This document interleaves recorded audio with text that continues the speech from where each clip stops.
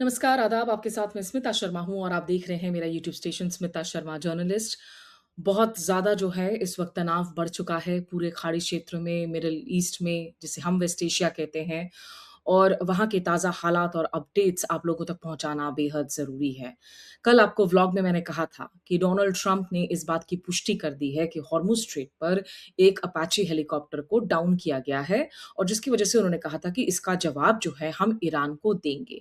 हालाँकि इस पर निश्चित रूप से सवाल बने हुए हैं कि क्या सही में ये हेलीकॉप्टर डाउन हुआ था या ये एक फ़ॉल्स फ्लैग ऑपरेशन बताया जा रहा है। उस पर बात करूँगी मैं जल्द ही, लेकिन जो बड़े अपडेट्स हैं, क्योंकि इस वक़्त वेस्ट एशिया एक सबसे डेंजरस फ़ेज़ ऑफ एस्केलेशन में पहुँच चुका है। 8 अप्रैल को जो संघर्ष विराम हुआ था अमेरिका और ईरान के बीच में, अब बस वो कागज़ों पर ही है। अमेरिका एक तरफ तो कह रहा है कि शांति समझौते पर बातचीत अभी भी जारी रहेगी, लेकिन ये मिलिट्री एक्शन देखने को मिल रहा है।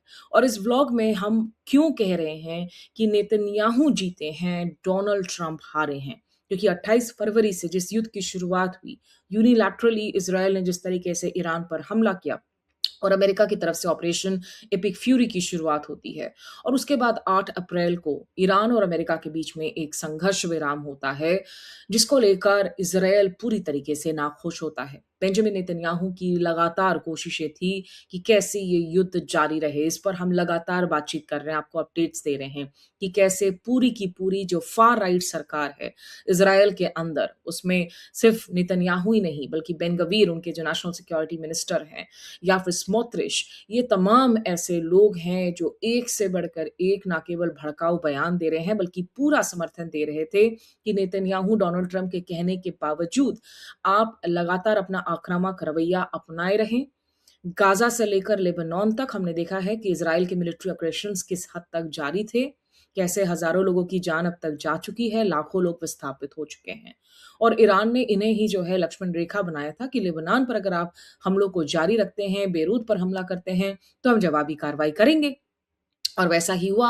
16 घंटे तक हमने देखा ईरान और इज़राइल के बीच में मिलिट्री ऑपरेशंस हुई, जहां ईरान की तरफ से बहुत सारे बैलिस्टिक मिसाइल, ड्रोन हमले किए गए इज़राइल पर।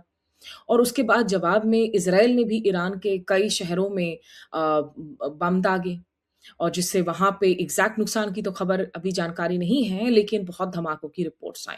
और उसके बाद ये अपाचे वाली खबर आती है डोनाल्ड ट्रंप जिसकी बात करते हैं और हम देखते हैं कि ओवरनाइट ईरान और अमेरिका के बीच में अब किस तरीके से फायरिंग एक्सचेंज हुई है। देखिए, पहले आपको मैं अपडेट्स देती हूँ कि अमेरिका की जो सेंट्रल कमांड है, उन्होंने कहा कि वो सेल्फ डिफेंस स्ट्राइक्स लॉन्च कर रहे हैं 5 बजे ईस्टर्न स्टैंडर्ड टाइम अमेरिका के, यानी कि देर रात भारतीय टाइम पे। और ये in response to the downing of a US army Apache helicopter बताया गया। CENTCOM described the mission a proportional response to the unjustified Iranian aggression कि हम तो प्रोपोर्शन में रहकर ही एक लिमिटेड एस्केलेशन कर रहे हैं लेकिन एक जवाब दे रहे हैं, ये डिस्प्रोपोर्शनेट रिस्पॉन्स नहीं है। अब ईरान के अंदर से जो हमलों की खबरें आ रही थी, सेंटकॉम के अगर आप उस आप अनाउंसमेंट को ही देखें जिसको हम दिखा रहे हैं, जिसमें उन्होंने कहा कि प्रोपोर्शनल रिस्पॉन्स है। कम से कम 3 ऐसे strategic locations straight of Hormuz के नज़दीक, वहाँ पर धमाकों की खबर आई है ईरान के अंदर से। और ईरान के स्टेट ब्रॉडकास्टर ने ये भी दावा किया है कि अमेरिका जहां इसे एक प्रोपोर्शनेट रिस्पॉन्स कह रहा है, लेकिन वहीं पर 2 पानी के रिजर्वॉयर को हिट किया गया है, जिससे कि इस क्षेत्र की पानी की सप्लाई कट गई है। जो युद्ध में कहा जाता है कि आप सिविलियन पॉपुलेशंस, रिहायशी पॉपुलेशन को आप नहीं टारगेट करेंगे और सिविलियन इंफ्रास्ट्रक्चर को आप टारगेट नहीं करेंगे। आप मिलिट्री इंफ्रास्ट्रक्चर को टारगेट कीजिए, आतंकी आप ठिकानों को जो है आप नेस्तनाबूद कीजिए, लेकिन अगर आप पानी के सप्लाई को कट ऑफ कर रहे हैं। इसके पहले भी आपको याद हो कि जिस तरीके से ईरान की जब सिविक इंफ्रास्ट्रक्चर पर हमले हुए थे, ईरान ने जवाबी कार्रवाई करते हुए डिसैलिनेशन प्लांट अरब वर्ल्ड में उस पर हमला किया था। और उससे मुश्किलात बढ़ जाती है जिन प्लांट्स के ज़रिए आप सॉल्टी वाटर को आप उसको पीने लायक बनाते हैं। अब सीएनएन की तरफ से इनफैक्ट जो रिपोर्ट है, मैंने क्यों कहा कि क्या ये एक फ़ॉल्स फ्लैग ऑपरेशन है? सीएनएन ने एक रिपोर्ट की है जिसमें 2 अमेरिकी ऑफिशियल्स ने यह बताया है कि अपाचे हेलीकॉप्टर को तो गिराया ईरानियन ड्रोन ने। लेकिन एक आर्मी ऑफिशियल ये कह रहे हैं कि अभी ये साफ नहीं है कि क्या उसको डिलिबरेटली टारगेट किया था, या it was a cot in the cross fire situation, या क्या उसको इजरायली ड्रोन्स ने गिराया है। इन बातों की जांच तुरंत नहीं हो सकती है। एक अनस्क्रूड जो ड्रोन है, ड्रोन बोट है, उसने आखिरकार 2 क्रू मेंबर्स को रेस्क्यू किया। तो पायलट्स जो हैं वो दोनों सुरक्षित हैं, जैसा डोनाल्ड ट्रंप ने कहा था, कोई ज़ख्मी नहीं हुआ था।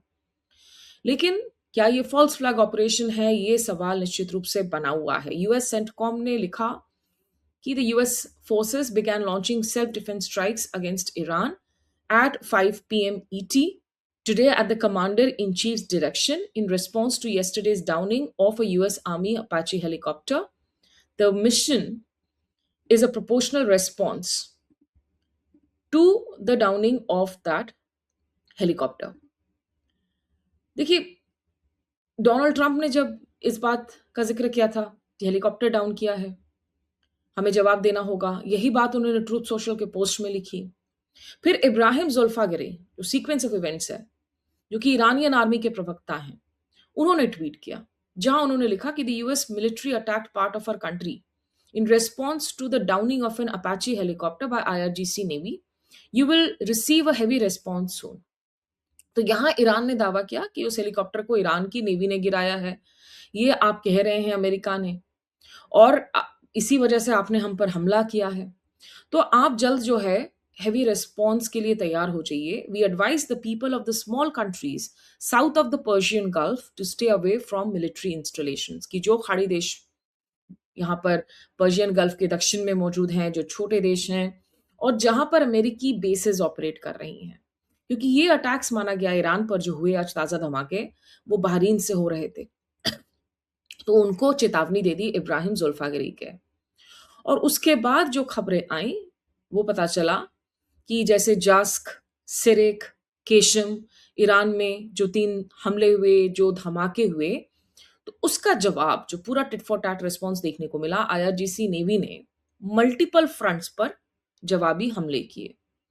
यूएस नेवी की जो 5th फ्लीट है बहरीन में, जो इसके पहले भी जिस पर निशाना साध चुके हैं ईरानियन ड्रोन्स, वहां स्थानीय समय रात के 2:30 बजे हमले किए जाते हैं।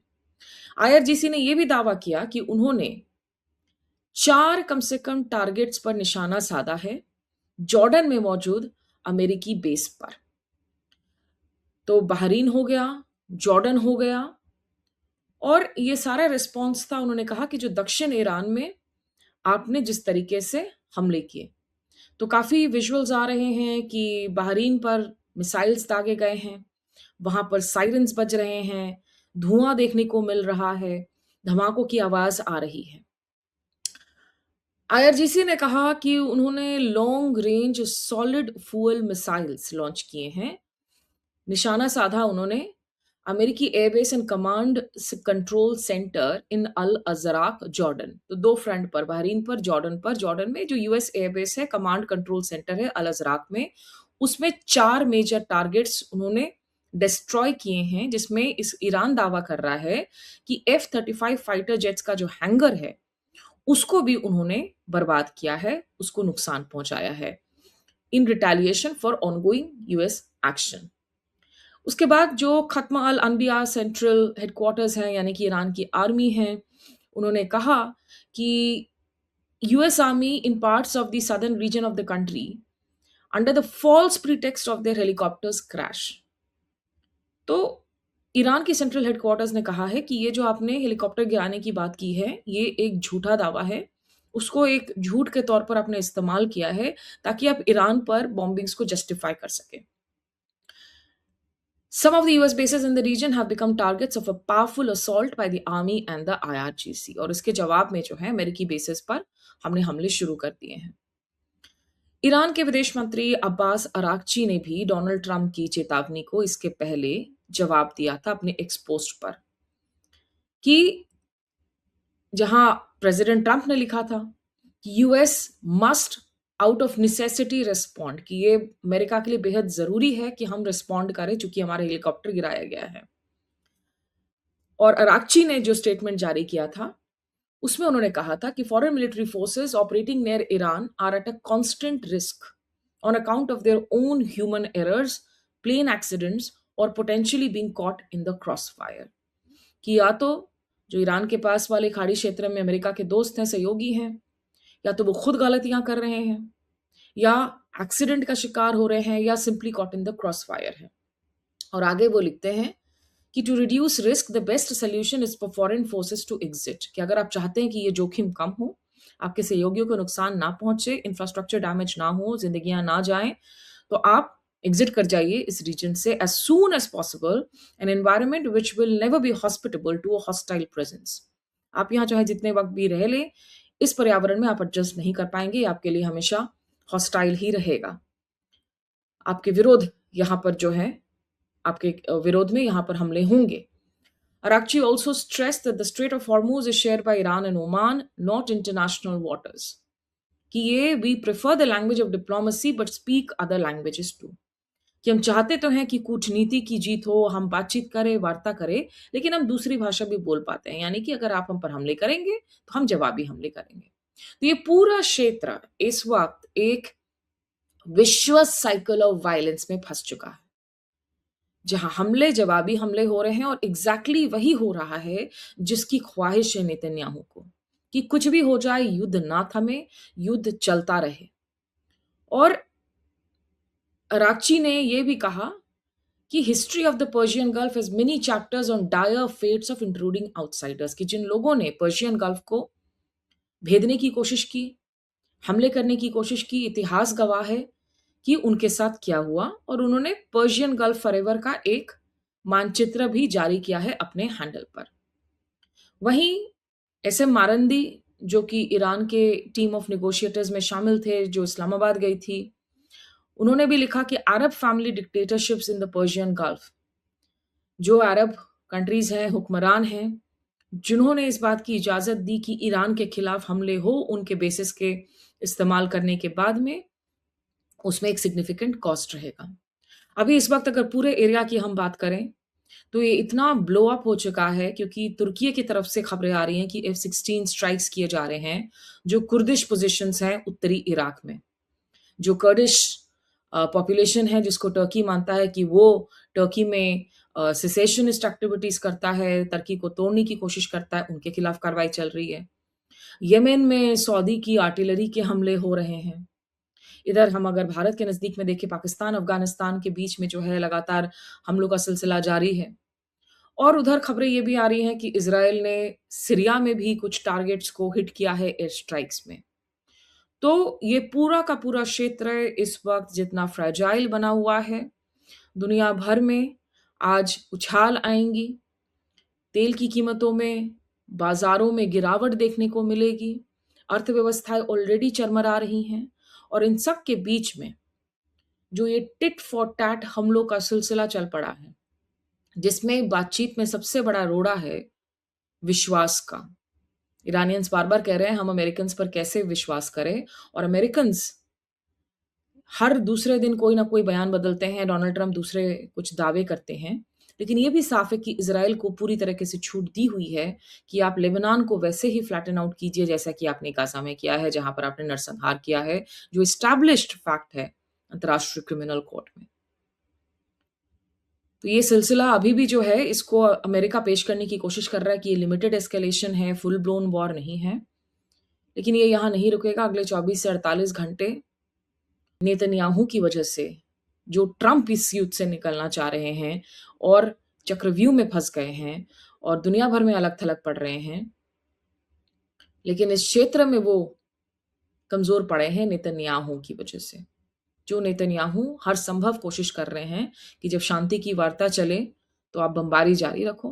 कहने के लिए तो 3-3 संघर्ष विराम की घोषणा हो चुकी है लेबनान और इज़राइल के बीच में, जिसको अमेरिका ने ब्रोकर किया है, लेकिन वो सिर्फ कागज़ों पर है। इज़राइल वही कर रहा है जो वो चाहता है, और इसीलिए मैं फिर दोहरा रही हूँ कि नेतन्याहू जीत रहे हैं, ट्रंप हार रहे हैं, और खमियाजा पूरी दुनिया को भुगतना पड़ रहा है। इस व्लॉग में अभी मेरे साथ बस इतना ही। हमारे से जुड़ने के लिए शुक्रिया। नमस्कार, आदाब।